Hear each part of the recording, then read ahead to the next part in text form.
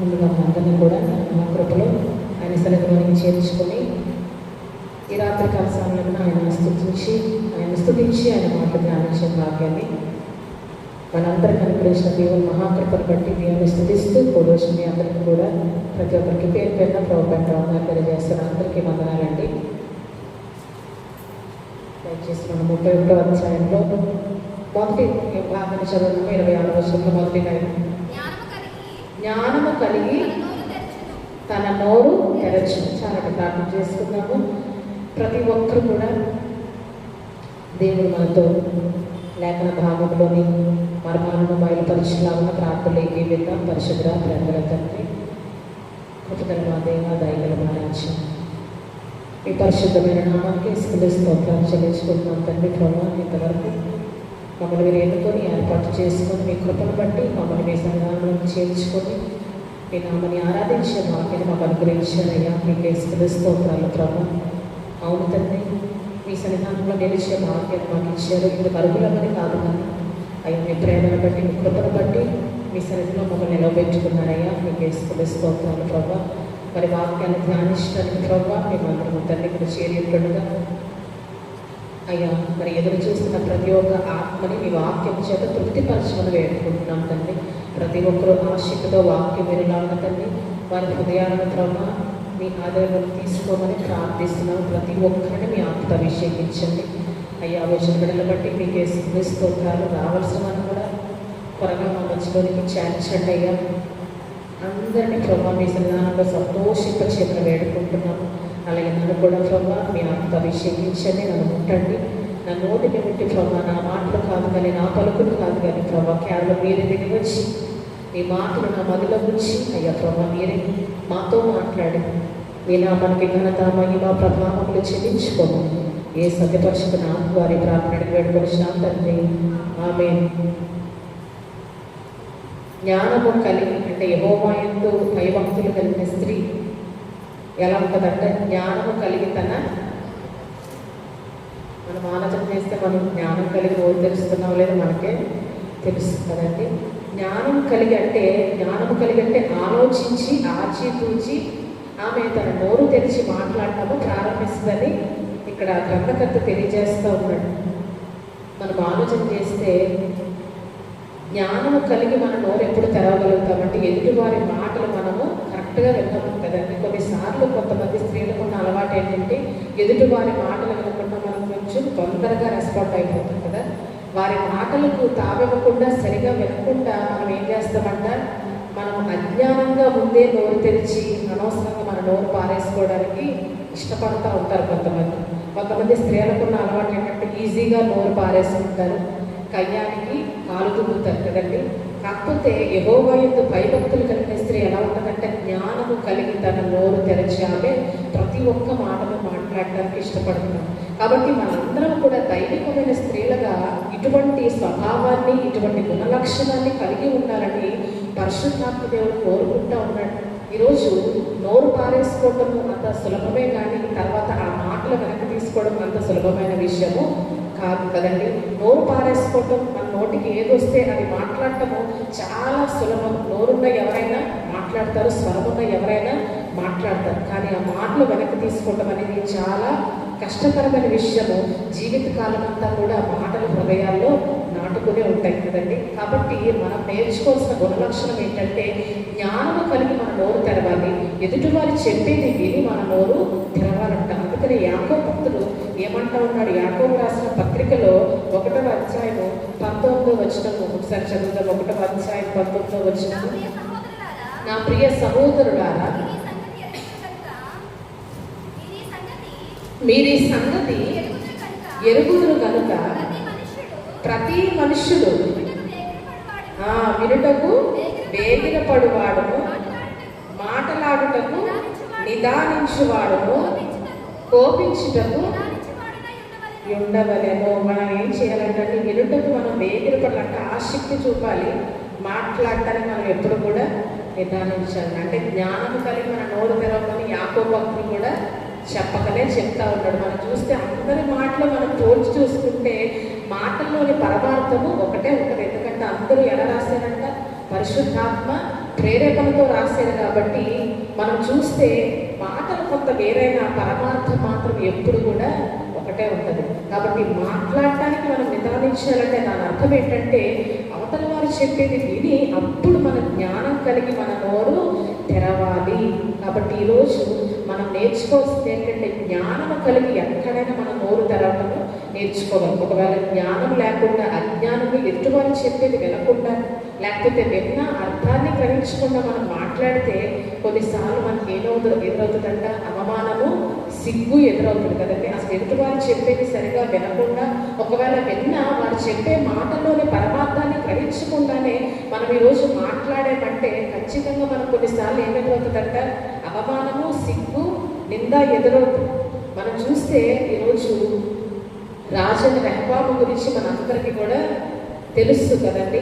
అతన్ని ఇశ్రాయేల్ ప్రజలు వచ్చి ఏమడిగారు, మీ తండ్రి మా మీద ఒక బరువైన కాడిని మోపాడు కాబట్టి దాన్ని నువ్వు చులకన చేయాలని మేము ఎంతగానో కోరుకుంటున్నాం అని అడిగారు. అతడు ఇద్దరు సలహాలు తీసుకున్నాడు. వృద్ధుల సలహా, పెద్దల సలహా, తన తండ్రి ఉన్నప్పుడు ఉన్న పెద్దల సలహా, అదే సమయంలో యవనస్తుల సలహా. ఇద్దరు కూడా వారికి తోచిన మాటలు వారు చెప్పారు. పెద్దలేమో నీవు మృదువైన మాటలతో ప్రత్యుత్తరం ఇయ్యి వారు నీకు దాసులు అవుతారని చెప్పారు. యవనస్తులేమో నేను ఇంకా వారి కాడిని బరువు చేసి అని చెప్పి మరి చెడ్డ సలహా రెహబాముకి ఇవ్వడం జరిగింది. అయితే అతడు పెద్దల సలహాను నిర్లక్ష్య పెట్టి యవనస్తుల సలహాను తీసుకున్నాడు. ఈరోజు అవతల వారు చెప్పేది విన్నాడు, బాగానే ఉంది రెహబాము కదండి. పెద్దల మాటలు విన్నాడు, యవనస్తుల మాటలు కూడా విన్నాడు. అయితే విని వాటిలోని అర్థాన్ని సరిగా గ్రహించకుండానే అజ్ఞానంగా తన నోరు తెరిచి ఏం మాట్లాడంట, నా తండ్రి నీ మీద మోపిన కాడిని నేను మరి బరువు చేస్తానని చెప్పి వారితో కఠినంగా ఎప్పుడైతే ప్రత్యుత్తరం ఇచ్చాడో వెంటనే వారు తిరుగుబాటు చేసి యెష్షయి కుమారుని యొక్క మాకు ఏమాత్రం కూడా పాలు లేదు అని చెప్పి వారు వెళ్ళిపోవటం జరిగింది. ఎంత అవమానం కలిగిందంటే రెహబాముకి తను యెరూషలేముకి వెంటనే వెళ్ళిపోవాల్సిన అవసరం ఏర్పడిందండి. ఎందుకని మనం చూస్తే ప్రజలు రాజును తరిపారంటే ఎంత అవమానం అంటే ఒక రాజుకి అంతకంటే అవమానం మరొకటి ఉండదు. అక్కడ రెహబాముకి ఎందుకు అంత సిగ్గు అవమానము కలిగింది అని అంటే అతడు జ్ఞానం కలిగి మాట్లాడటంలో విఫలమయ్యాడు కదండి. ఎదుటివారు చెప్పేది బాగానే విన్నాడు కానీ పెద్దలు ఏ ఉద్దేశంతో చెప్పారు, యవనస్తులు ఏ ఉద్దేశంతో చెప్పారు అన్న అర్థాన్ని ఒక్కసారి ఆలోచించి గ్రహించినట్లయితే ఖచ్చితంగా పెద్దల సలహాను అతను పాటించేవాడు. పెద్దలు ఏమన్నారంటే నీకు వారు దాసులు అవ్వాలంటే నువ్వు ముందు వారికి మృదువైన మాటలతో ప్రత్యుత్తరం ఇవ్వని చెప్పి రెహబాముకి చాలా చక్కగా వారికి ఉన్న అనుభవాన్ని బట్టి చెప్పారు కదండి. సొలొమోను కాలంలో వారు పనిచేసి ఉన్నారు కాబట్టి వారికి చాలా అనుభవం ఉంది. కాబట్టి అనుభవంతో కూడిన మాటలు చెప్పినప్పుడు వాటిని నిర్లక్ష్య పెట్టి యవనస్తులు చెప్పిన కఠినమైన మాటలు అనుసరించడానికి వాటిని విని అవలంబించడానికి ఇష్టపడ్డాడు. అందులో అర్థాన్ని ఏమాత్రం కూడా గ్రహించలేదు. అందుకనే అతనికి చివరికి ఏం కలిగిందంట, సిగ్గు, అవమానం కలిగింది. ఎలా అంటే అతను స్వయంగా మాట్లాడిన మాటల ద్వారా ఏమన్నాడంటే మీ కాడి మీద ఇంకా బరువు చేస్తారని చెప్పి అతనితో వారితో కఠినంగా ప్రత్యుత్తరం ఇచ్చాడండి. అతని మాటల ద్వారా అతనికి చివరికి ఏం తెచ్చుకున్నాడంట, అవమానము, సిగ్గు, నింద తెచ్చుకున్నాడు కదండి. మనం ఆలోచన చేస్తే ఈరోజు మనం కూడా కొన్నిసార్లు అజ్ఞానంగా మాట్లాడతాము, మనం నేర్చుకుంటూ ఉంటాం. అంటే ఏం మాట్లాడుతున్నాము లేకపోతే ఏంటి లక్ష్య పెట్టము కానీ అజ్ఞానంగా మాట్లాడేసి ఆ తర్వాత మళ్ళీ మనం ఏం చేస్తూ ఉంటాము, బాధపడుతూ ఉంటాం. అయ్యో నేను ఎలా మాట్లాడేసానేంటి, నేను ఎలా అనేసానేంటి, ఆ మాట అనకుండా ఉంటే బాగుండేదే అని చెప్పి మనం ఆ తర్వాత బాధపడుతూ ఉంటాం. కాబట్టి ముందు పరిశుద్ధాత్మదేవుడు మనకు నేర్పిస్తున్న విషయం ఏంటంటే ముందే మనం ఏం చేయాలంటే ఇప్పటి నుంచి జ్ఞానం కలిగి మన నోరు తెరవటం ప్రారంభిస్తే అప్పుడు మనకి ఎటువంటి బాధ కూడా ఆ తర్వాత ఉండదు. మనం మాట్లాడిన మాటల ద్వారా మనకి ఎటువంటి బాధ కలగకుండా ఉండాలి అని అంటే ముందే మనం జ్ఞానం కలిగి మాట్లాడటం మనము నేర్చుకోవాలి. అజ్ఞానంగా మాట్లాడితే ఖచ్చితంగా ఆ తర్వాత మన మాటల వల్ల మనమే బాధపడతాం కదండి. 10 గోత్రాల్ని అతను పోగొట్టుకున్నాడు తన మాటల ద్వారా. తర్వాత ఖచ్చితంగా రెహబాము చాలా బాధపడి ఉంటాడు. బహుశా నేను పెద్దలు చెప్పిన సలహా పాటించి జ్ఞానం కలిగి వారితో మృదువుగా మాట్లాడుంటే వారు నాకు దాసులుగా ఉండేవారే, వారందరి మీద నేను రాజ్య పరిపాలన చేసేవాడిని కదా అని చెప్పి చాలా బాధపడి ఉంటాడు రెహబాము. అవన్నీ ఇక్కడ రాయబడలేదు, కానీ ఖచ్చితంగా అతని హృదయంలో ఎంతో పశ్చాత్తాపడి ఉంటాడు. కాబట్టి ఈరోజు అటువంటి పశ్చాత్తాపం మనకి కలగకుండా ఉండాలంటే ముందే మనం ఈరోజు జ్ఞానం కలిగి నోరు తెరిచి మాట్లాడే వారంగా ఉండాలి. అంటే ఎదుటి వారు చెప్పేది మనం ఏం చేయాలంట? వినాలి. ఎలా వినాలంటే అర్థాన్ని గ్రహించే విధంగా, అంటే ఎదుటివారి మాటలోని పరమార్థాన్ని గ్రహించే విధంగా మనం విని అప్పుడు మనం ఏం చేయాలంట? ఆలోచించి మనము జవాబును సిద్ధపరచుకొని అప్పుడు మాట్లాడాలంట. ఒక దైవికమైన స్త్రీ ఏం చేస్తుందంటే ఎదుటివారి మాటలు వింటది, విని దాంట్లో పరమార్థాన్ని గ్రహిస్తుంది, ఆలోచించి జవాబును సిద్ధపరచుకొని దేవుడిచ్చిన జ్ఞానాన్ని బట్టి ఒక జవాబును సిద్ధపరచుకొని ఆమె ఏం చేస్తుందంట? నోరు తెరిచి మాట్లాడు. కాబట్టి మనం అందరం కూడా దైవికమైన స్త్రీలుగా దేవుడి సన్నిధానంలో ఉండాలంటే మనం కూడా ఈరోజు ఏం చేయాలంట? ఆలోచించి మనం జ్ఞానం కలిగి మాట్లాడటము మనం ఈరోజు నుంచి అవలంబించుకోవాలి, నేర్చుకోవాలని పరిశుద్ధాత్మ దేవుడు కోరుకుంటాడు. లేకపోతే మనకి సిగ్గు, అవమానం కలుగుతుంది. రెండోది మనకి ఏం కలుగుతుందంటే మనమే మోసపోతాం కదండి. ఒకవేళ మనం జ్ఞానం కలిగి నోరు తెరవలేదు అనుకోండి, ఎదుటివారు చెప్పేది వినకుండా వారి మాటలోని అర్థాన్ని గ్రహించకుండా మనం ఈరోజు ఒకవేళ మాట్లాడితే మనం ఖచ్చితంగా కొన్నిసార్లు మోసపోయే అవకాశం కూడా ఉంటుంది. హవ్వ అదే రీతిగా మోసపోయింది కదండి. ఎలా మోసపోయిందంటే ఎంత భయంకరమైన మోసంలో ఆమె పడిపోయిందో మనందరికీ కూడా తెలుసు. అంటే సర్పము ఎందుకు మాట్లాడుతుంది అన్న అర్థాన్ని గ్రహించలేదు. ఒకసారి మనము సర్పం మాట్లాడిన మాటలు జాగ్రత్తగా మనము ఆదికాండం 3వ అధ్యాయం 1వ వచనంలో చదువుకుందాము. దేవుడైన యెహోవా భూజంతువులలో సర్పము యుక్తి గలదై ఉండెను, అది ఆ స్త్రీతో, ఇది నిజమా? ఈ తోట చెట్లలో దేని ఫలములనైనను చెప్పానా అని అడిగాను. అందుకు స్త్రీ, ఈ తోట చెట్ల ఫలములను మేము తినవచ్చు, అయితే చెట్టు ఫలములను గూర్చి దేవుడు మీరు చావకున్నట్లు వాటిని తినకూడదని ముట్టకూడదని సర్పముతో అనేను.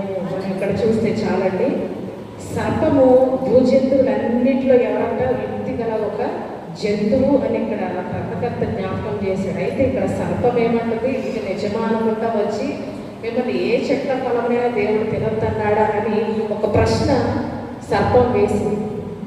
ఇప్పుడు పొరపాటు ఏమంటే ఖచ్చితంగా నమ్మదే. ఎందుకంటే సర్పం యొక్క మాటల్లో పరమార్థాన్ని ఏం చేయలేదంటే ఆమె గ్రహించలేదు. గ్రహించకపోవడం ఖచ్చితంగా హవ్వ పొరపాటు. అందుకని దేవుడు సర్పాన్ని మాత్రమే శిక్షించలేదు, కానీ ఆదాము హవ్వలు కూడా ఆయన శిక్షించాడు. ఎందుకంటే హవ్వ పొరపాటు అక్కడ ఖచ్చితంగా ఉంది. హవ్వ చెప్పినప్పుడు హవ్వ మాటల్లోనే పరమార్థాన్ని గ్రహించుకున్న పండు తినడం ద్వారా అక్కడ ఆదాము చేసిన పొరపాటు కూడా ఉంది. కాబట్టి ఆదామును కూడా శిక్షించాడు. ఒకవేళ ఖచ్చితంగా వారి పొరపాటు లేకపోతే మీరు పాప మోసపోయారని దేవుడు వారిని విడిచిపెట్టి సర్పాన్ని మాత్రమే శిక్షించి ఉండేవాడు, కానీ అక్కడ వారి పొరపాటు పూర్తిగా ఉంది. కాబట్టి సర్పముతో పాటు దేవుడు వారిని కూడా ఏం చేశారంట? శపించాడు. ఎందుకంటే సర్పం యొక్క మాటల్లోని పరమార్థాన్ని గ్రహించకపోవటం అనేది హవ్వ చేసిన పెద్ద తప్పిదము. సర్పము ఎవరంటే యుక్తిగల జంతువు. కాబట్టి ఈరోజు ఆ సర్పం ఒక యుక్తిగల జంతువు కదా. ఏ ఉద్దేశంతో ఈ సర్పము నాతో వచ్చి దేవుడు అడిగిన మాటలు చెప్తూ, వాస్తవానికి దేవుడి మాటలు ఎవరితో చెప్పాడంట? ఆదాము హవ్వలకు మాత్రమే తెలిసి మాట కదండి. అదే మధ్యలో సర్పం ఎంటర్ అయ్యి ఈ ప్రశ్న అడిగినప్పుడే అసలు హవ్వకి సందేహం రావాలి. ఈ సర్పము యుక్తిగల జంతువు కదా, ఈ సర్పం ఏ ఉద్దేశంతో ఈ ప్రశ్న నన్ను అడిగింది, ఏ ఉద్దేశంతో ఇప్పుడు ఈ సందర్భాన్ని గురించి నాతో మాట్లాడాలని సర్పం అనుకుంటుందని హవ్వ ఆమె సర్పం యొక్క మాటలోని అర్థాన్ని గ్రహించడానికి ప్రయత్నించి ఉంటే ఖచ్చితంగా అక్కడ పొరపాటు జరిగి ఉండేది కాదు. అయితే ఆమె పాప మోసపోయిందని చాలా మంది అనుకుంటారు, కానీ ఈరోజు దేవుడు మనకి ఎటువంటి ఆత్మనిచ్చాడంట? సామెతల గ్రంథము 20వ అధ్యాయము 27వ వచనం చదువుదాం. సామెతల గ్రంథం 20వ అధ్యాయం 27వ వచనం. నరుని ఆత్మ యెహోవా పెట్టిన దీపము, అది అంతరంగములన్నీ హల్లెలూయా. ఎవరంటే మన ఆత్మ ఏంటంటే యెహోవా పెట్టిన దీపము. ఇది సాధారణమైన ఆత్మ కాదు, కానీ అంతరంగములన్నీ కూడా శోధించే శక్తిని దేవుడు దీపమైన మన ఆత్మకి ఇచ్చాడు. కాబట్టి ఇప్పుడు ఆదాము హవ్వలో ఉన్నది ఏంటంటే దేవుని జీవాత్మ కదండి. వాళ్ళు జీవవాయువును ఊదినప్పుడు వారు జీవించు ఆత్మలుగా అయ్యారు. కాబట్టి ఇరువురిలో ఉన్నది ఆయన ప్రవేశింపజేసిన జీవాత్మే. కాబట్టి అటువంటి జీవాత్మ ద్వారా ఈ హవ్వ ఏం చేయాలంట? సర్పం మాట్లాడిన వెంటనే సర్పం మాటల్లోని పరమార్థాన్ని గ్రహించడానికి వెంటనే ఆమె ప్రయత్నించాలి. కానీ హవ్వ ఏమాత్రం కూడా ప్రయత్నించలేదు. కానీ సర్పము తన మేలు కొరకు మాట్లాడుతుందేమో అనుకొని ఆమె ఏం చేసిందంట? దేవుడు వారితో చెప్పిన రహస్యాన్ని బయట పెట్టేసినాడు. ఖచ్చితంగా ఇది 100% అవ్వ చేసిన పొరపాటే. ఎందుకంటే ఈ రీతిగా మోసపోరని దేవుడు మన నుంచి ఏమాత్రం కూడా కోరుకోవట్లేదు. ఈరోజు స్త్రీలు అనేక విధాలుగా మోసపోతున్నారు కదండి. అనేక విధాలుగా ఎవరిని ఏదైనా ఒక మాట చెప్తే వాటిని నమ్మి ఆ మోసాల్లో చాలా మంది స్త్రీలు, ముఖ్యంగా ఇంట్లో ఉండే స్త్రీలు ఎవరైతే చెప్తే అది నమ్మి ఏం చేస్తున్నారంట? మోసపోతున్నారు. ఆ తర్వాత ఏమాత్రం కూడా మనం కన్నీరు విడిచినా మనకి ఎటువంటి ప్రయోజనం కూడా ఉండదు. ఇక్కడ హవ్వ కూడా సర్పం మాటల్లో మోసంలో పడిపోయింది. వాస్తవానికి ఇట్టే సర్పం యొక్క కుయుక్తిని ఆమె గ్రహించి బహుశా నన్ను తప్పుదారి పట్టేసడానికి, నన్ను పాపములను నడిపించడానికి ఈ సర్పం ప్రయత్నం చేస్తుందా అని ఒక్క ఆలోచన ఆమె చేసిన ఖచ్చితంగా ఆమె ఆ పొరపాటును చేస్తుండేది కాదు. ఆదాముతో కూడా ఆ పొరపాటును చేయించేది కాదు. కానీ ఏమాత్రం కూడా ఆలోచించకుండా బహుశా సర్పం నా మేలు కొరకు ఒకవేళ వచ్చి అంటుందేమో అనుకుంది. అసలు సర్పం ఎందుకు హవ్వ మేలు కోరుకుంటుంది కదండి. సర్పం ఎవరంటే యుక్తి గల జంతువు. అసలు సర్పం ఎందుకు హవ్వ ఆదాముల మేలు కోరుకుంటుందన్న విషయాన్ని కూడా ఆలోచించలేదంటే హవ్వ ఎందుకు ఆలోచించలేదు ఆ సమయంలో అంటే హవ్వకు దురాశ కలిగింది. ఏంటా దురాశ అంటే మేము కూడా దేవతల వల్లే మారిపోతామంటే ఇక ఆ పండు తింటే తప్పేముంది అన్న ఒక దురాశ ఆమెలో కలిగిందంట. అందుకని ఈరోజు మనం ఆలోచన చేస్తే దురాశ గర్భము ధరించి పాపముల కంటే పాపం పరిపక్వమే, ఆ పైన మరణములు కంటది. కాబట్టి అదే ఇక్కడ కూడా జరిగింది కదండి. సర్పం యొక్క మాటలోని పరమార్థాన్ని గ్రహించకపోవడానికి గల కారణం హవ్వలో కలిగిన దురాశ. ఎప్పుడైతే దురాశ పుట్టిందో ఆమె మాటలు అంటే సర్పం మాటలు ఏమాత్రం కూడా ఆమెకు చెడ్డవిగా అనిపించలేదు. బహుశా నన్ను మోసపరచడానికి చెప్తుందేమో అనే ఆలోచన కూడా చేయకుండా ఆమె హృదయంలో ఎప్పుడైతే దురాశ కలిగిందో సర్పము చెప్పిన మాటలు బట్టి దేవుడు వారికి చెప్పిన రహస్యాన్ని వెంటనే ఆమె బయట పెట్టింది. అప్పుడు వెంటనే అపవాదికి ఏం దక్కిందంట? చోటు దక్కింది. ఎప్పుడైతే తన ఇంటి గుట్టును, తన రహస్యాన్ని ఎప్పుడైతే హవ్వ బయట పెట్టుకుందో అపవాదికి చోటు దక్కింది. వెంటనే అపవాది దేవునికి వ్యతిరేకంగా పాపము చేయమని హవ్వను ప్రేరేపించాడు.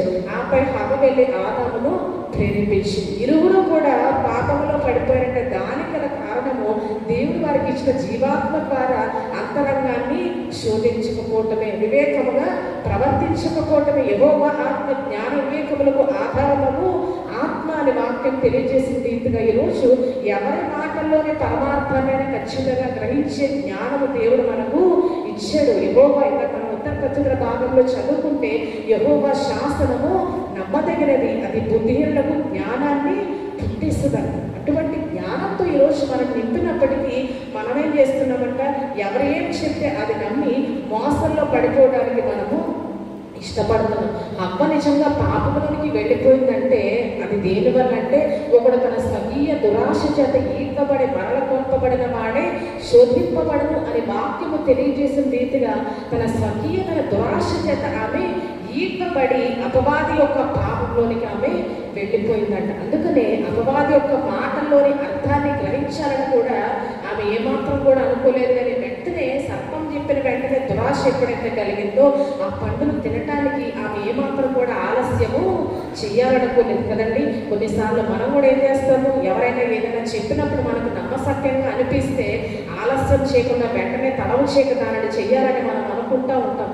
అనాలోచితమైన నిర్ణయాలు మనం ఎప్పుడు కూడా తీసుకోకూడదు కదండి. హవ్వ ఏం చేసిందంట? ఆమె దేవుడి చెప్పిన రహస్యాన్ని బయట పెట్టింది. ఈరోజు ఎదుటివారి మాటల్లోనే పరమార్థాన్ని గ్రహించకుండా ఎంతో మంది స్త్రీలు వారి ఇంటి గుట్టుని బయట పెట్టేవారు కూడా ఉన్నారు. తమ భర్తలు చేసే పనులు, బిడ్డలు చేసి తెలియక చేసే పనులు చాలా మంది ఏం చేస్తున్నారంట, పొరుగు వారే చెప్తా ఉన్నారు.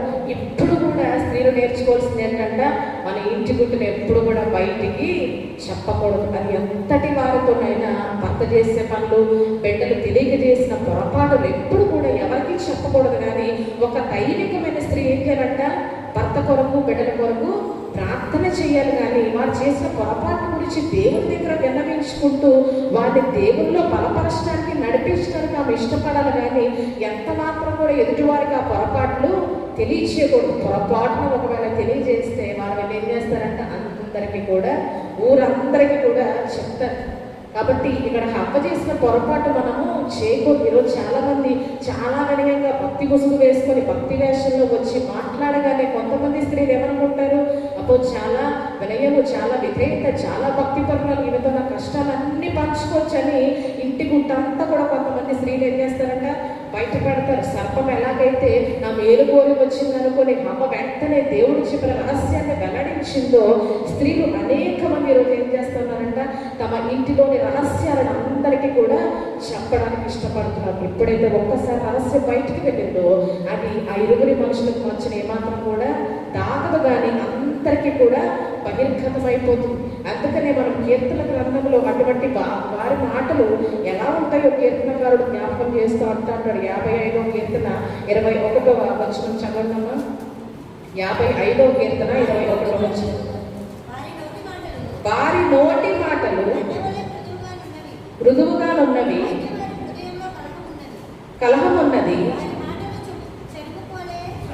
చమురు కంటే నునుపైనవి, అయితే వరదీసిన కత్తులే అంట. వారి నోటి మాటలు ఎలా ఉన్నాయంటే వెన్నవనే మృదువుగా ఉన్నాయి, కానీ వారి హృదయంలో ఏముందంట, కలహం ఉన్నది. వారి మాటలు చమురు కంటే నునుపుగా ఉన్నావు, కానీ లోపల అవి వరదీసిన కత్తులే. కాబట్టి చాలా మంది ఇటువంటి వేషం వేసుకొని మనతో కొన్నిసార్లు మాట్లాడుతూ ఉంటారు. కొంతమంది ఇంటి రహస్యాన్ని తెలుసుకోవడానికి మన వద్దకు వచ్చి ఏమంటారంట, భక్తి మాటలు మాట్లాడతారు, దేవుని మాటలు మాట్లాడతారు, ఎటువంటి భక్తి లేకుండానే భక్తితో కూడిన మాటలు మాట్లాడతారు, వినయ విధేయతలతో కూడిన మాటలు మాట్లాడతారు. వారు ఏం చేస్తారంట, మన రహస్యాలన్నీ కూడా లాక్కుని బయటికి వెళ్ళి బహిర్గతంగా వాటిని అందరికీ కూడా చెప్పడానికి ఇష్టపడతారు. ఏ మనుషులు కూడా ఈరోజు నమ్మదగిన వాడిగా బహుశా ఈ తరంలో లేరు కదండి. ఎవరిని కూడా మనం నమ్మి మన ఇంటి రహస్యాన్ని బయట పెట్టడానికి ఏ మాత్రం కూడా లేదు. ఎవరి మనస్సులు, ఎవరి హృదయాలు ఎప్పుడు ఎలా మారుతాయో మనము చెప్పలేము. అందుకు మనం ఈరోజు హవ్వ చేసిన పొరపాటుని నిదర్శనంగా తీసుకోవచ్చు. ఎప్పుడైతే రహస్యాన్ని వెల్లడించిందో అపవాదికి చోటు దక్కింది. వెంటనే అపవాది ఎంటర్ అయ్యాడు వారి కుటుంబంలో కదా. అప్పటి వరకు ఇద్దరే కుటుంబంగా ఉన్నారు. ఎవరు? ఆదాము, హవ్వలు. వారికి ఇంకా బిడ్డలు కలగలేదు కాబట్టి ఇద్దరు ఒక కుటుంబంగా కట్టబడ్డారు. దేవుడు వారిని ఒక చక్కటి కుటుంబంగా కట్టాడు. ఎప్పుడైతే రహస్యాన్ని వెల్లడించిందో అపవాదికి చోటు దక్కింది. ఇద్దరి మధ్యలోనికి అపవాది ఎంటర్ అయ్యాడు. హవ్వతో అది ఆగిపోలేదు, కానీ హవ్వ నుంచి ఎక్కడికి వెళ్ళిపోయిందంటే ఆ పొరపాటు ఆదాము వద్దకు వెళ్ళిపోయింది. అక్కడి నుంచి దేవుడు వారిని ఏదేదో తోటలో నుంచి బయటికి నెట్టేసే వరకు కూడా ఆ పొరపాటు వారిని తీసుకొని వెళ్ళిందండి. మనం ఈరోజు మోసపోకూడదు అని దేవుడు మనల్ని హెచ్చరిస్తున్న రీతిగా మనం ఏం చేయాలంటే జ్ఞానము కలిగి మనము నోరు తెరవాలి కదండి. రహస్యాలు వెల్లడించే ముందు మనం ఏం చేయాలంట, జ్ఞానం కలిగి ఆలోచించాలి. అజ్ఞానంగా ప్రవర్తించడానికి ఏ మాత్రం కూడా లేదు. ఎందుకంటే మన ఆత్మ యెహోవా పెట్టిన దీపము, ఇది అంతరంగంలోని శోధిస్తుంది కనుక ఎదుటివారు ఏదైనా మాట్లాడినప్పుడు ఫస్ట్ ఆ మాటల్లోని పరమార్థాన్ని గ్రహించి అప్పుడు వీరితో ఎటువంటి మాటలు, ఎంతవరకు నేను మాట్లాడాలి, ఎంతవరకు వీరితో సమయాన్ని గడపవచ్చు అన్న విషయాన్ని మనము ఆలోచించాలి. ఎందుకంటే చాలా మంది మాటలు మొదలు పెట్టారంటే చాలా మంది ఇంకా ఆపరు కదంటే విస్తరించి మాట్లాడుతూనే ఉంటారు. అదే ముందు మనం ఏం ఆలోచించుకోవాలంటే వీరితో ఎంతవరకు నేను మాట్లాడచ్చు, వీరితో ఎంతవరకు నేను సంభాషణ చేయొచ్చు, ఎంతవరకు నా ఆత్మీయ జీవితానికి ఒక ప్రయోజనాన్ని చేకూర్చుతుంది. ఒకవేళ నా ఆత్మీయతలో నేను వెనకబడితే ఈ సంభాషణ ఇక్కడతో రద్దు చేయడం మంచిదని మనం ఆలోచించి ఆచితూచి మాట్లాడే వారంగా ఉండాలంట. అలా కాకుండా ఒకవేళ ఈరోజు అజ్ఞానంగా ప్రవర్తిస్తే మనం ఖచ్చితంగా మోసపోతాం. లేకపోతే ఇందాక రెహబాబు కలిగినట్టు మనకి ఏం ఎదురవుతుందంట, సిగ్గు, అవమానం ఎదురవుతుంది. లేకపోతే హవ్వలాగా మనము మోసపోతామో మన కుటుంబాన్ని నష్టంలోనికి మనము నెట్టేసుకుంటాం. స్త్రీలకి ఈ రెండూ సాధ్యమే. కుటుంబాన్ని ఆశీర్వాదంలోనికి నడిపించడము సాధ్యమే, అదే కుటుంబాన్ని మోసపోయి నష్టాల్లోనికి నడిపించుకోవడం కూడా ఒక స్త్రీకి సాధ్యమే. కాబట్టి ఈరోజు జ్ఞానవంతులు తన ఇల్లు కట్టును అని వాక్యం తెలియజేస్తున్న రీతిగా దేవుడు ఇచ్చిన జ్ఞానాన్ని బట్టి అన్ని విషయాల్లో మనం నోరు తెరిచి మాట్లాడగలిగితే మన కుటుంబాన్ని మనము రక్షించుకోగలుగుతాము, మన కుటుంబాన్ని దేవుని మార్గంలో నడిపించుకోగలుగుతాం. ఇప్పుడు మనం ఆలోచన చేస్తే జ్ఞానం కలిగి మనం నోరు ఎక్కడెక్కడ తెరవాలంటే దేవుని వద్ద, రెండు మనుషుల వద్ద. దేవుని వద్ద కూడా మనము సరైన విజ్ఞాపన, జ్ఞానయుక్తమైన విజ్ఞాపన చేసే వారంగా ఉండాలి. మనుషుల వద్ద కూడా జ్ఞానయుక్తమైన మాటలు మాట్లాడే వారంగా ఉండాలి. దేవుని వద్ద జ్ఞానం కలిగి నోరు తెరవాలి, అదే సమయంలో మనుషుల వద్ద కూడా జ్ఞానం కలిగి మన నోరు తెరవాలి. రాజైన సొలొమోను దేవుని వద్ద ఒక జ్ఞానయుక్తమైన విజ్ఞాపన చేశాడు. నీ ప్రజలను పరిపాలించడానికి నాకు జ్ఞానం ఇవ్వయ్యా, తెలివిని వివేకాన్ని దయచేయి అని అడిగాడు. అందుకని దేవుడు ఏమన్నాడంట, నేను ఏమి కావాలో కోరుకు అన్నప్పుడు నీవు ఐశ్వర్యమైనను ఘనతనైనను నీ శత్రువుల ప్రాణమైనను అడగకుండా నీవు జ్ఞానం అడిగావు గనుక నీ వంటి రాజు నీ తర్వాత కానీ నీకు ముందు కానీ ఉండబోడు అని అన్నాడు. అంటే జ్ఞానం కలిగి అక్కడ నోరు తెరిచి ఒక జ్ఞానయుక్తమైన విజ్ఞాపన చేశాడు రాజైన సొలొమోను కదండి. జ్ఞానాన్ని వివేకాన్ని ఎలా అడిగాడంట, జ్ఞానయుక్తంగా అడిగాడు. కాబట్టి ఈరోజు దేవుని దగ్గర మనం ఏది పడితే అది అడగటానికి లేదు, దేవుని దగ్గర మనకు తోచిందల్లా అడగటానికి లేదు. మనము ఏం చేయాలంట, దేవుని వద్ద మనము సరియైన విజ్ఞాపన చేసేవారంగా ఉండాలి. బహుశా దేవుడు చెప్పినట్టు సొలొమోను గనక ఐశ్వర్యాన్ని ప్రభువా, ఘనతనివ్వయ్యా, లేకపోతే నా శత్రువుల ప్రాణం ఇవ్వి అని ఒకవేళ సొలొమోను మనవి చేస్తుంటే దేవుడు అడిగాడు కదా, ఈ అవకాశం వదులుకోకూడదని.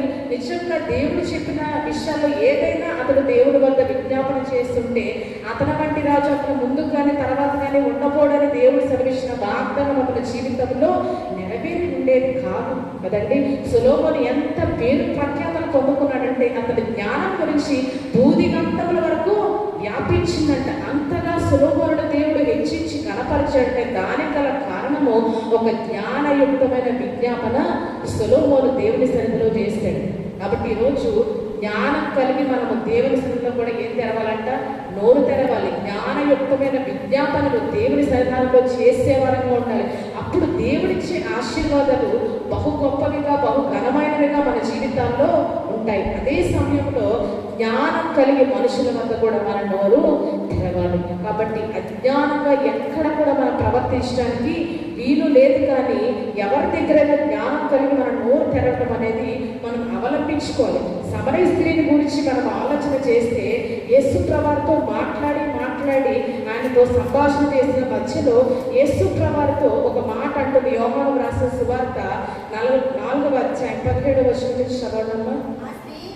ఆ స్త్రీ నాకు పెనిమిటి లేడనగా యేసు ఆమెతో నీవు సరియే, 5 పెనిమిట్లుండిరి, ఇప్పుడు ఉన్నవాడు నీ పెనిమిటి కాడు, సత్యమే చెప్పిదవనెను. అప్పుడు ఆ స్త్రీ, అయ్యా నీవు ప్రవక్తవని గ్రహించుచున్నాను. చాలండి. యేసు ప్రభువు ఆమె సంభాషణ ప్రారంభించిన తర్వాత సంభాషణ మధ్యలో ఆమె ఒక సత్యాన్ని గ్రహించిందంటే ఏంటంటే, నీవు ప్రవక్తవని నేను గ్రహించుచున్నాను. ఎలా గ్రహించిందంటే యేసు ప్రభువు మాటలు వినటం ద్వారా, వినటకు ఆమె వేగిన పడి వినటం ద్వారా, విని ఆ మాటల్లోని పరమార్థాన్ని గ్రహించడం ద్వారా ఈమె ఏం గ్రహించిందంటే చివరికి, అయ్యా నేను ప్రవక్తవని నాకు చాలా మంది తెలుసుకోలేదు. ఎవరు తెలుసుకున్నారంట? సమరయ స్త్రీ తెలుసుకుంది. యేసు ప్రభువుని ఎంతో మంది ఒక సాధారణమైన మానవుడిలాగా చూశారు. ప్రధాన యాజకులు అంటే ధర్మశాస్త్రం అంతటినీ తెలిసిన ధర్మశాస్త్రోపదేశకులు, ప్రధాన యాజకులు, పరిసయ్యులు అందరూ కూడా రోజు ధర్మశాస్త్రాన్ని చదువుతూ ఉంటారు. కానీ యేసు ప్రభువులో వారు ఒక అసాధారణమైన వ్యక్తిని వారు చూడటంలో విఫలమయ్యారు. యేసు ప్రభువుని కనీసం వారు ఒక ప్రవక్తలా కూడా, క్రీస్తు మాట తర్వాత ఒక ప్రవక్తలా కూడా వారు ఆయన్ని పరిగణించలేదండి. కానీ మొదట సంభాషణ జరిపిన మధ్యలో ఈమె ఒక సత్యం, ఏంటి అద్భుతమైన సత్యం అంటే, నీవు ప్రవక్తవని నేను గ్రహిస్తున్నాను. ఎలా గ్రహించిందంటే యేసు ప్రభువు మాటలు వినటం ద్వారా, విని అందులోని అర్థాన్ని గ్రహించడం ద్వారా. ఏ మారపాటుగా వెళ్ళలేదు కానీ భక్తితో ఆయన మాటలు విన్నది. తద్వారా విని అందులోని అర్థాన్ని గ్రహించడం ద్వారా ఆమెకు ఒక సత్యము గ్రహించగలిగిందంటే అదేంటంట, ఒక ప్రవక్త. ఈయన ఒక ప్రవక్త, ఈయన ఒక సాధారణమైన మానవుడు కాదు అని గ్రహించింది. ఎప్పుడైతే ప్రవక్త అని గ్రహించిందో వెంటనే 20వ వచనం చదవనమ్మా. మా పితరులు ఈ పర్వతమందు ఆరాధించిరి గాని ఆరాధింపవలసిన స్థలము యెరూషలేములో ఉన్నదని మీరు చెప్పుదురని ఆయనతో అనగా, యేసు ఆమెతో ఇట్లా, నేను అమ్మ వచ్చుచున్నది ఆ కాలమందు ఈ పర్వతం మీదనైనను యెరూషలేములోనైనను ఆరాధింపరు, నా మాట నమ్ముము.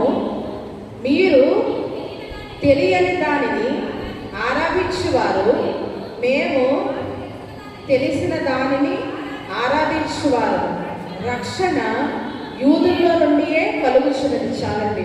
ఇక్కడ మనం చూస్తే ఆమె మొట్టమొదట ప్రవక్తని ఎప్పుడైతే యేసు ప్రభువుని గ్రహించిందో ఆమె తన భవిష్యత్తు గురించి అడగలేదు. హల్లెలూయా. ఆయన ఏం చెప్పాడు? అప్పటి వరకు పాస్ట్ చెప్పాడు కదండి. ఆమె గత జీవితం గురించి యేసు ప్రభువు చాలా స్పష్టంగా చెప్పాడు. నీకు 5 పెనిమిట్లు ఉన్నారు, ఇప్పుడున్నవాడు నీ పెనిమిటి కాడు అని తన గత జీవితం అంతా ఒక్క మాటలో ఆయన తేల్చేశాడు.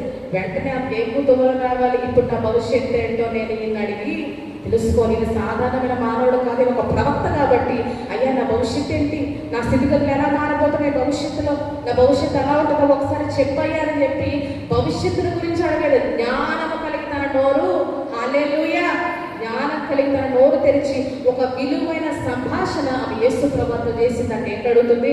ఆరాధన గురించి అనుకున్న సందేహాలన్నీ కూడా యేసు ప్రభువు యొక్క పెట్టింది. ఒక ప్రవక్త నా ముందు నిలుచున్నాడు కాబట్టి ఈ సమయాన్ని నేను ఎంత మాత్రం కూడా దుర్వినియోగం చేసుకోకూడదని వెంటనే ఆ సమయాన్ని సద్వినియోగం చేసుకోవడం కోసము, అయ్యా మా పితరులు ఈ పర్వతము ఆరాధించింది కానీ మీరైతే ఆరాధింపవలసిన స్థలము యెరూషలేములో ఉన్నదని చెప్తారు కదా, నీవేమంటావయ్యా అని చెప్పి తన సందేహాన్ని యేసు ప్రభువు ముందు వెల్లడించినప్పుడు యేసు ప్రభువు ఆరాధన గురించిన మర్మమంతా కూడా సమరయ స్త్రీకి తెలియజేశారు. అప్పుడు ఆమె అంటది, మెస్సియా వచ్చినప్పుడు మాకు ఇంకా సమస్తంలో తేటగా తెలియజేస్తాడు, ప్రతి ఒక్క మర్మాన్ని, ప్రతి ఒక్క గూఢమైన సంగతిని మాకు బయలుపరుస్తాడని నాకు తెలుసయ్యా అని చెప్పినప్పుడు నీతో మాట్లాడుచున్న నేనే మెస్సియా అన్నాడంట. హల్లెలూయా. యేసు ప్రభువు చివరికి మెస్సియా అని ఈ సమరయ స్త్రీ ఎలా గ్రహించగలిగిందంటే ఆయన మాటలు ఏకాగ్రతతో వినటం ద్వారా, విని జ్ఞానం కలిగి తన నోరు తెరిచి ఒక విలువైన సంభాషణ చేయడం ద్వారా ఆయన ఒక సాధారణమైన మానవుడు కాదు, ఒక ప్రవక్త మాత్రమే కాదు, ఒక మెస్సియా, ఒక లోక రక్షకుడు, ఆయన లోకానికి రాబోయే క్రీస్తు అని ఆమె తెలుసుకోగలిగింది. ఈరోజు జ్ఞానం కలిగి యేసు ప్రభువు దగ్గర తన నోరు తెరవటం ద్వారా ఆమె గొప్ప సత్యాన్ని గ్రహించింది. తన జీవితమే అక్కడితో మారిపోయింది. ఈరోజు దేవుని దగ్గర ఎటువంటి విజ్ఞాపన చేస్తున్న ఒక విలువైన విజ్ఞాపనలు దేవుని సన్నిధానంలో చేసే వరంగా ఉన్నాము. చాలామంది దేవుని సన్నిధిలో ఏం అడుగుతారో వారికే అర్థంగా ఏది పడితే అది మాట్లాడటానికి వీల్లేదు. కానీ దేవుని సన్నిధానంలో ఎంతో విలువైన విజ్ఞాపనలు, జ్ఞానయుక్తమైన విజ్ఞాపనలు మనం చేసినట్లయితే ఖచ్చితంగా దేవుడు మన జీవితాన్ని మారుస్తాడు, దేవుడు మనల్ని ఆశీర్వదిస్తాడు. నా భవిష్యత్తు ఏంటయ్యా అని అడగటం మానేసి సమరయ స్త్రీ ఏం చేసిందంట? ఆరాధన గురించి ఎప్పుడైతే ప్రవక్తని తెలుసుకుందో తన హృదయంలో ఉన్న మర్మాల గురించి, సందేహాల గురించి యేసు ప్రభువు దగ్గర వెల్లడించింది. తన హృదయం అంతటిని కూడా ఆయన దగ్గర కుమ్మరించుకొని తన మనసులో ఉన్న సందేహాలన్నీ కూడా వెల్లడి చేసినప్పుడు చివరికి ఆయన యేసు, చివరికి ఆయన మెస్సియా, ఆయన క్రీస్తు ఒక సాధారణమైన మానవుడు కాదు అన్న నిజ సత్యాన్ని ఆమె గ్రహించగలిగిందంట. ఎలాగంటే జ్ఞానం కలిగి తన నోరు తెరవటం ద్వారా, జ్ఞానయుక్తమైన మనవిని చేయటం ద్వారా ఒక గొప్ప సత్యాన్ని గ్రహించింది. అక్కడితో ఆగలేదు కానీ యేసు ప్రభువు దగ్గర జ్ఞానం కలిగి నోరు తెరిచింది. అక్కడ మనం చూస్తే కృపగల ఉపదేశం కింద మనం చూసి ఏం చదువుకున్నాం ఈరోజు? కృపగల ఉపదేశాన్ని ఆమె బోధిస్తుంది అని వాక్యం తెలియజేసిన రీతిగా జన సమూహాల వద్దకు వెళ్ళి మరలా జ్ఞానం కలిగి ఒక ఉపదేశాన్ని వారితో చేసిందంట. మనం చూస్తే 28వ వచనం నుంచి చదవడమ్మా.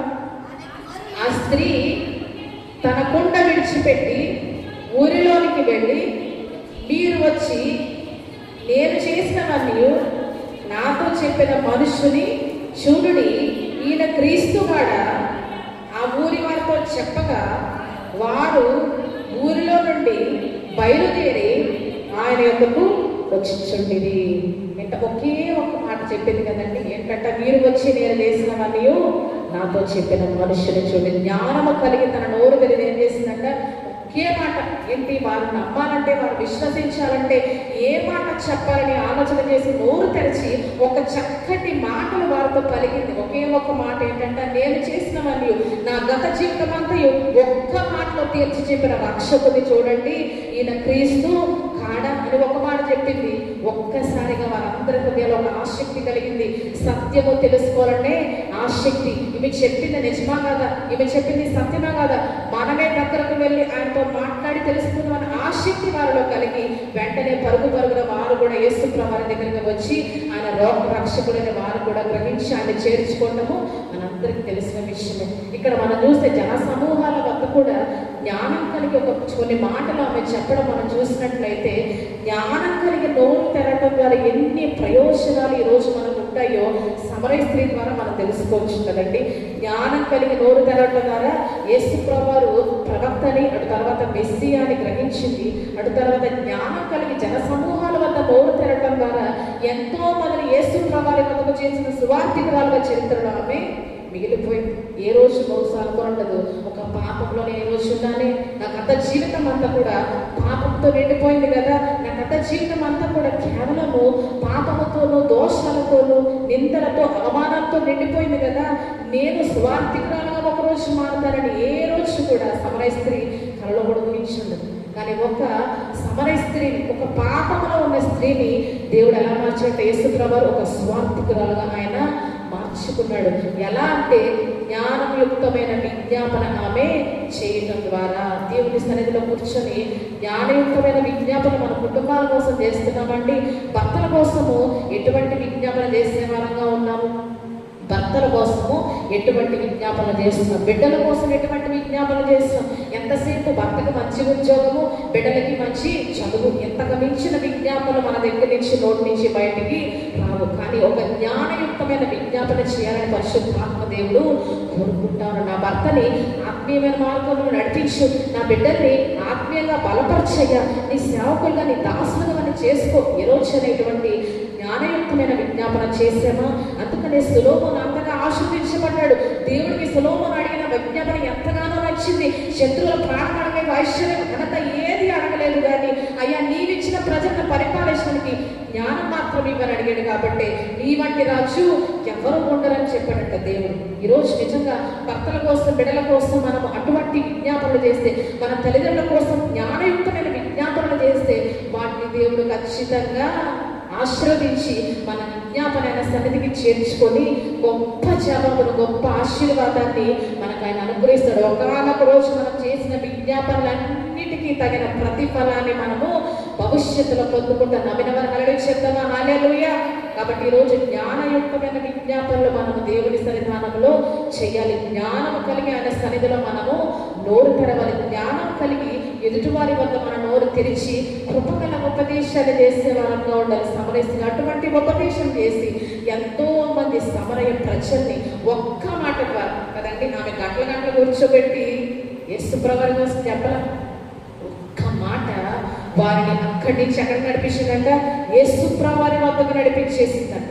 చాలా దూరం వారు నడుచుకుంటూ వెళ్ళారు కదండి. సమరయ స్త్రీ పట్టణంలోకి వచ్చేసింది, ఊర్లోకి వచ్చేసింది. కానీ ఆ ఊర్లో ఉన్న ప్రజలు ఆమె చెప్పిన ఒక్క మాట, కేవలం గంట సేపు ఉపదేశం చేయలేదు, కానీ ఒకే ఒక్క జ్ఞానయుక్తమైన మాట ద్వారా అందరూ పరుగున యేసు ప్రభువు వద్దకు వచ్చారు. కాబట్టి ఈరోజు ఎదుటి వారితో మన మాటలు ఎలా ఉన్నారంట? జ్ఞానయుక్తమైన మాటలుగా ఉండాలని దేవుడు కోరుకుంటున్నాడు. ఒకవేళ అజ్ఞానంతో ప్రవర్తించి అజ్ఞానంగా మాట్లాడే వారంగా ఉంటే ఖచ్చితంగా మనం మోసపోతాము, మన కుటుంబాన్ని కూడా మనము నష్టంలోనికి నడిపిస్తాము. ఖచ్చితంగా ఏదో ఒక రోజు అజ్ఞానంగా ప్రవర్తిస్తే మనకి సిగ్గు, అవమానం మనమే తెచ్చుకుంటాం. కాబట్టి స్త్రీలమైన మనం అందరం, దైవిక స్త్రీలమైన మనం అందరం, అంటే దైవికమైన స్త్రీని అని చెప్పుకునే మనం అందరం కూడా ఏం చేయాలంట? జ్ఞానం కలిగి దేవుని సన్నిధిలోనూ లేకపోతే మనుషుల వద్ద కూడా మన నోరు తెరిచే వారంగా ఉండాలి. మంచి మాటలు, జ్ఞానయుక్తమైన మాటలు పలికే వారంగా ఉండాలి. ఖచ్చితంగా దేవుడు జ్ఞానయుక్తమైన విజ్ఞాపనని ఆయన ఖచ్చితంగా ఆశీర్వదించి మనకి గొప్ప ప్రతిఫలాలు మన దేవుడు మన జీవితాల్లోనికి అనుగ్రహిస్తాడు. సమరయ స్త్రీ యేసు ప్రభువుని మెప్పించగలిగిందంటే భవిష్యత్తు గురించి ప్రవచనం చెప్పాయా, నీవు ప్రవక్తలని నువ్వు చెప్పావు కాబట్టి ఒక ప్రవచనం నాకు చెప్పు, నా జీవితంలో జరగబోయే మేలేంటో చెప్పని అడగల. ఆరాధన గురించి ఆమె ఎంతో తృష్ణతో ఆసక్తితో అడిగింది కనుక యేసుప్రభువుని మెప్పించబడి తనను తాను మెస్సీయగా ఆమెకు బయలుపరుచుకున్నారంట. చాలా కొద్ది మందికి ఆయన ఇలా మనం చూస్తే ఏకాంతంగా మాట్లాడి బయలుపరచడం అంటే అది సాధారణమైన విషయము కాదు. యేసుప్రభువుని ఏకాంతంగా ఆమెతో సంభాషణ జరిపి మరి అమ్మా నేనే మెస్సియాను, నేనే లోకరక్షకుడిని బయలుపరుచుకున్నానంటే ఈ స్త్రీ ఒక సాధారణమైన స్త్రీ కాదు. యేసుప్రభువునికి తెలుసు ఆమె హృదయం. అందుకనే ఆమె కోసం ఏకాంతంగా వెళ్ళి మరి ఆయన తాను బయలుపరుచుకున్నాడు. జనసమూహాలు చాలా మంది గ్రహించారు, కానీ చాలా మంది జనసమూహాలు ఉన్నప్పుడు వాక్యాన్ని బోధించడం మరి మెస్సియాని గ్రహించారు. కానీ సమరయ స్త్రీతో ఏకాంత సంభాషణ జరిపి మరి నేనే మెస్సియాని బయలుపరుచుకున్నారంటే ఎంత గొప్పగా ఆయన సమరయ స్త్రీని ప్రేమించారో, ఎంత అటెన్షన్ ఆమె మీద పే చేశారో మనకు అర్థమవుతుంది. కాబట్టి ఈరోజు మన కుటుంబాల మీద మన మీద యేసుప్రభువు వారు అటువంటి అటెన్షన్ లేకపోతే అటువంటి ఏకాగ్రతను మన మీద ఆయన నిలపాలంటే జ్ఞానయుక్తమైన విజ్ఞాపనలు దేవుని సన్నిధిలోనూ అలాగే మనుషుల ఎదుట కూడా మనం చేసే వారంగా ఉండాలి.